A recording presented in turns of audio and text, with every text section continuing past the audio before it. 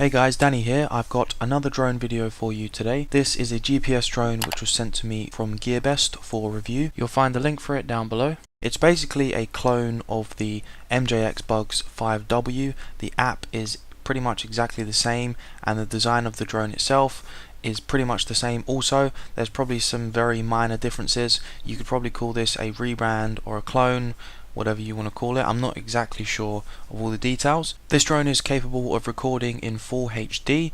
It has a adjustable camera which has a motorized gimbal, so you can pan the camera up and down using the controller.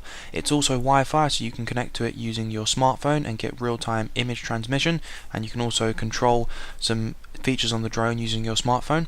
It does also come with a dedicated controller. As you would expect from a drone at this price point, the controller feels well made and sturdy in the hand.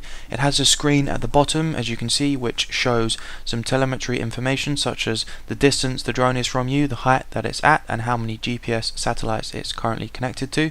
So overall the controller is good. It takes 4 AA batteries. The drone also comes with not one but two 1800 mAh batteries. This seems to be a standard thing with Helifa. I may be pronouncing their name wrong, but I've reviewed quite a few of their drones now and they often come with 2 batteries, which I really like. I think more drone companies should do this.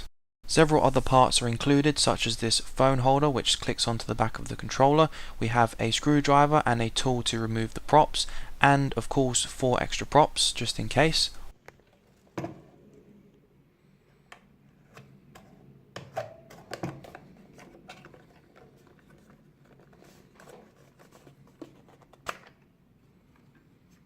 Okay, now we're going to see how well the drone actually performs. You guys will notice that my head cam and the Wi-Fi feed are out of sync as the video goes on. I do apologise about this, guys. This is something I'm working on. I've been having some problems with the video editor that I use. Syncing up the drone, the controller and also your smartphone's pretty straightforward. This comes with a nice easy guide. I've got this in GPS mode at the moment, so you will see when I take my hands off of the controls, the drone does hold really nice and steady. There was a small amount of wind which you'll probably hear picked up in the audio from my head cam. The adjustable camera is really nice and easy to use. You have a little wheel on the controller and you scroll this right to go down and left to go up.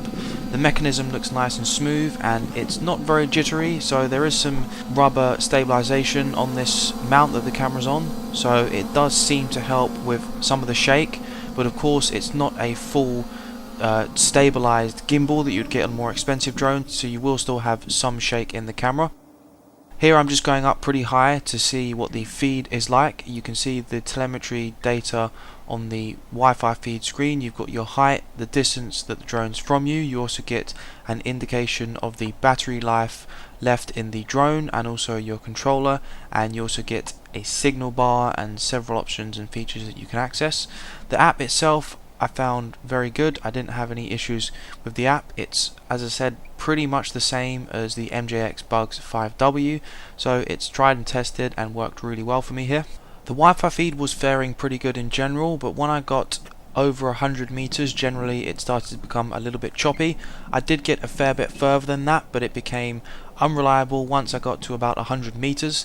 This is a little bit disappointing. I was hoping for more, as it did state the drone has a control distance of 500 to 600 meters, which is probably possible with the controller that it has, but without having the Wi-Fi feed at that sort of distance, it's not quite as impressive. As this is a GPS drone, of course it has a return to home feature. You can activate this via the controller or the smartphone app. It worked pretty well in my testing. It was, I would say, average. It returned pretty close to where I took off from. It also activates this automatically if the drone has low battery, but you cannot turn it off unless there was some way I wasn't aware of, which did cause me a problem, which I'll show you shortly. Being able to pan the camera up and down allows you to get some nice shots such as this one. Here I've got the camera facing all the way down and I'm simply flying the drone directly up and turning it at the same time. This would be really cool if you're in a nice location. You can get a nice shot of yourself and then take the drone right up, and then of course you could also pan upwards once you're finished doing this. So you can definitely use this drone to get some cool photography. Now you do have some shake, as you can see, but this is because you don't have a full gimbal on this drone, so you can't expect too much.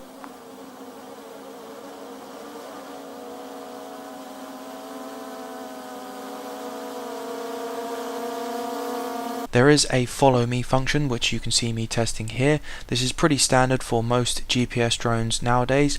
However, this one performed better than most of the recent drones that I have tested. It just seemed to keep me in frame better and be more accurate. Now, this can be down to your GPS signal and how many satellites you are connected to. So this can be obviously very dependent on that. It's not necessarily an indicator of if the function is performing properly or not. It can be very dependent on how many satellites you're connected to. There are of course other settings and features that you can play around with. You can set a maximum height and maximum distance that the drone can go from you. This is handy if you're a beginner, and there's also a checklist for the systems on the drone. You also have access to Google Maps, which is on the bottom left of the app on the screen. This will show you the location of the drone and the location of you using the GPS from your smartphone. You can also draw waypoints on this map using the waypoints feature. I did use this, it's not something I use very often, I find it a bit gimmicky, but it worked okay. The camera quality for some of today's standards was a little bit disappointing. You can get some drones that have 4K cameras with better quality around this price point. They do come with normally a different build, but overall the camera isn't too bad. I just find it a little bit washed out, a bit grainy, and doesn't really have enough detail. This was shot on quite an overcast day, so there wasn't a lot of light. The camera mount does an okay job of minimizing shake, but you can see here it's by no means as smooth as butter, as it's not using a gimbal system. Here are also some still images taken from the drone. These are of course slightly better quality than the video and are a little bit more pleasing on the eye. As I mentioned earlier, a problem I had with the drone was you'll hear a beeping noise. This indicates that the drone has low battery. When this happens, the drone automatically goes in a return to home mode, and you can't cancel this. At least I couldn't find a button that did this. When the drone came in pretty close, I was able to guide it down, but then as soon as it landed, it flipped over, and then as soon as I turned the drone back over again, it then proceeded to automatically try and take off. It was a bit of a confusing experience, and I'm not really sure why they did this. It's normally a bad idea to ignore control input from the user. This should be able to be overridden, as you can on most other drones. So there's probably a way or a button that I wasn't aware of to cancel this, but it wasn't very user friendly. Using the second battery, I did do a second flight test. On this one I turned off the GPS lock, so I was able to have much more manual control of the drone. Of course it will drift a little bit more, but you have more control. I didn't have quite as much control as I was hoping for. The controls still seem pretty tame, and the altitude hold does restrict your movement from going down or up too fast. But you do gain a little bit more control, and it's a bit more fun to fly the drone. I would have just liked to be able to tweak the settings a little bit more. Overall the drone performed very well for me, besides the issue I had at the end with the return to home feature. I would definitely recommend checking out the MJX Bugs 5W if you like this drone, because it is very similar and you may be able to get it at a slightly cheaper price, but this one is also good, so I would check both of them out before making a decision.